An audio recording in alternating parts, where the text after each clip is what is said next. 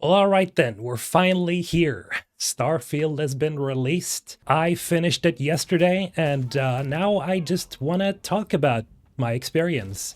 Now, this is not going to be one of those traditional reviews. I am going to assume that most of you guys have already been watching review after review, and as you may have seen, there's a lot of different scores being given out here. So in this video, I'm just going to give my general thoughts on Starfield about the different elements and such. And just like always, you guys want my honest opinion, my unbiased opinion here, and I'm going to give it to you. The thing is, I was not provided with a review copy for Starfield, which means that I can be as honest as I want about this game. And just before you say anything, no, I don't really care if I didn't get a review copy because I've been very busy playing Baldur's Gate 3, so, you know, it's fine. That said, I do want to say that Starfield is absolutely not trash. I do not agree with that sentiment that it's a broken, unpolished mess of a game. It is messy for sure. There's guaranteed a lot of bugs no matter what system you play it on.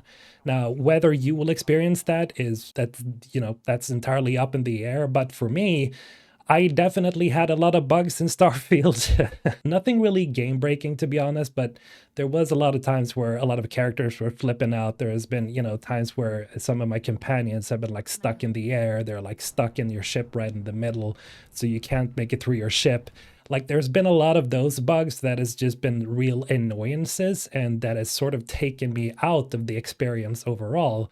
But I wouldn't say that it's been like catastrophes, really. So, yes, it is pretty buggy. I've been playing this in a higher end system, and so your mileage again may vary, but for reference, I've been playing this on a 4090. So for me, like, Starfield, just performance-wise, has been a blast, but I've still had some graphical issues, some hitches, and stuff like that, but it's not been a big deal, thankfully. But I do think that this game could be pretty unstable on lower end systems, even mid-sized rigs. So I can't guarantee that you'll have a smooth experience. Just because I did. Now, aside from the bugs, there are a couple of things that I feel like really bogs down the experience overall for me. And I think the first one I can think of is definitely the loading screens. There are definitely a lot of loading screens.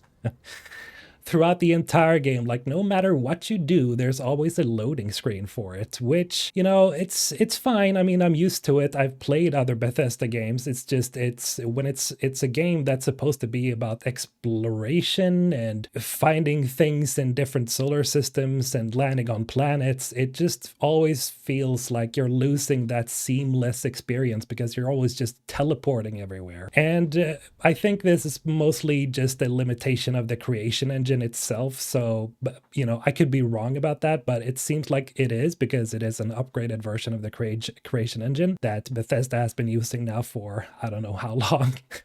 Now, honestly, the whole thing about not being able to land on planets, it's really not too much of a big deal when you really get into the game. It's more about everything else, right? Where when you're going from one system to another system, it's always just a black loading screen. And while it just takes a couple of seconds to get there, like the loading is not very long, especially since I have a pretty good SSD. Like the loading is pretty quick, but it's still just, it's always this, it just interrupts the flow when you're out exploring the galaxy. Another thing that, again, always throws me off is the pretty lifeless, robotic, uncanny valley animations for all the NPCs. Like, the only part where there is a scene that's mocapped is like right at the start of the game, and then you never see any mocapped scenes ever again. Everything is just hand animated, I guess, but it just has a tendency to, again, there's this, it's almost like a wall, it's almost like an invisible wall between you and this, immersion to the game. You can never really get super immersed into the game because the NPCs themselves both look and act pretty robotic. Like, you have NPCs walking into scenes, you have, when you're in a conversation with somebody already, you have NPCs walking away from you while you're talking to them. You have So many strange things going on in this game that constantly just throws you for a loop.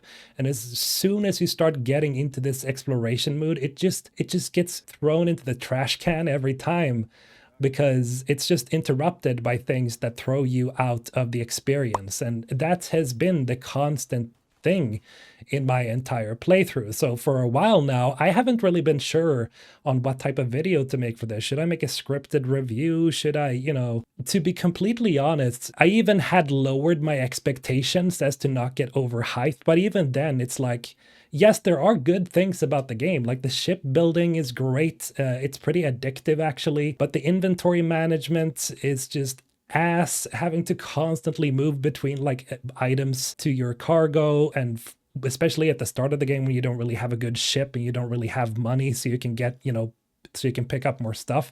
And you will be picking up so much stuff in Starfield. It's insane. Like, yes, it was pretty balanced back in like the Skyrim days and in Fallout, but now you're just picking up everything because you need a lot of components to, craft and stuff. And the crafting, again, it's pretty okay. It's just like most of the older Bethesda games like Fallout 4 pretty much comes to mind there with the workbenches and stuff. Of course, Skyrim and all the other games had that as well. It just, it strikes me as very similar to Fallout 4 when it comes to the crafting. And the perk trees is just, I don't know how to feel about the perk trees because everything you do in this game, every skill you need, is all of them are unlocked behind perk trees. And it does get better later on, especially in the higher levels, but man, like being locked like out of basically like 70% of the perk tree, even when you've come so far into the main story where you're at like level 30, 32, again, it's just it just feels like you're missing out on a lot of stuff. And I do get that there is supposed to be this balance. You're not supposed to have all the perks. You're not supposed to have all the skills, but it still feels like you're locked out of content constantly because you have to have some form of perk to get this thing. And then you have to, of course, do things to level up that skill or that perk so you can get the next stage or something else. And it's fine. Overall, I would say that yes, the entire Starfield experience is fine. I don't think it's trash, but I don't think it's excellent either. Like the main story, of course, yes, let's get to the main story here, is definitely overall the best main story of all Bethesda games previously. And New Game Plus, I gotta mention that, as some of you guys may have seen, there has been content creators out there saying that, oh, you should rush the main story and get to the good stuff and then the game begins. No, don't. That's a mistake. Do not do that. New Game Plus is essentially, yes, you're sort of restarting the game, and it's, of course, connected in a pretty, interesting way to the ending, but I still didn't like the ending overall. You get some additional stuff that you can say. You have some additional reactions because it's connected to the ending of the game, but you lose basically all the progress you've made aside from your levels and your perks. So all the money, all the ships you had, all the material stuff you had, is just completely gone when you're starting up New Game Plus again. And obviously that is what New Game Plus is all about. You're just playing through the game again. So I don't really have a problem with New Game Plus per se. It's more like this idea that you're supposed to rush through it because the game really starts after New Game Plus. I don't think that's true. I mean, sure, it's if you want more Starfield, New Game Plus is that, but I don't think anybody should rush this game if you really want to explore all it has to offer. And speaking of that, the side content, as always, is pretty good. I would say that a lot of the side missions and stories are definitely better than the main story. At some points, a lot of the extra stuff, the side missions surprised me with the world building, with the universe building. So if you really want to get a better feel for Starfield, like the universe and all the factions and stuff, then I can highly recommend you do as many faction quests or stories as you can. Focus on that. and then go to, really focusing on the main story of the game, because I felt like when I finished the main story, I hadn't done all the faction quests yet. So when I started doing them afterwards, I started feeling, oh, now I see this bigger picture of Starfield. Like I'm starting to get a feel for the universe, and you don't really get that if you just do the main story. So a recommendation is don't finish the game before starting to do, all the other side stuff. Do that before you get to the end of the game. I think that's a better idea, to be honest. Spend as much time as you can before the ending playing through everything else. But again, Starfield isn't a bad game. It's just I thought that it would be more. And again, I had already lowered my expectations for this game.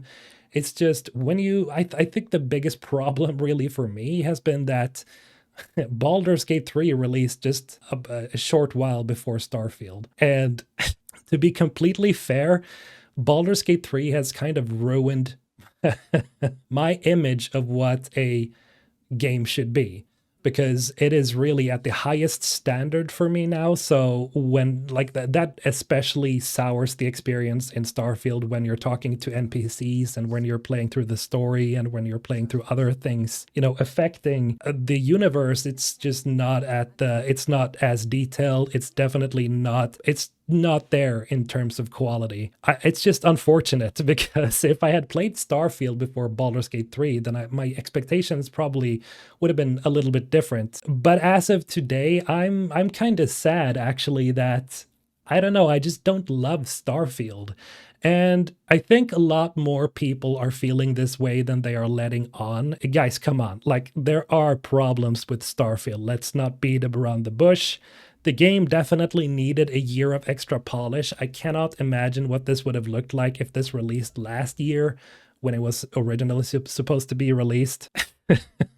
It's just, to be completely fair with you, a lot of the game just feels half-baked in a way. And I feel like, spending $100 to buy this game, I don't know if I would have done that as a normal consumer. Now, thankfully, this is my job, so there's a good reason for me to spend the money to buy it. But if I'm going to be completely honest with you guys, like I'm probably going to try making some content for this, but I'm having some trouble doing it, because I just don't think it's up there in terms of quality. Like, a lot of the stuff we've seen here, we've already seen from all other Bethesda games. And by now, I felt like, I wanted to see Bethesda do something different, like make a different type of game, unlike any other Bethesda game. If you wanted Skyrim in space, if you wanted Fallout in space, this is the game for you. It's, it's not a space sim. It's not really a space exploration game. It's a Bethesda game with a space setting. And if you love that, then hats off to you. And I'm happy that you're enjoying it if you are.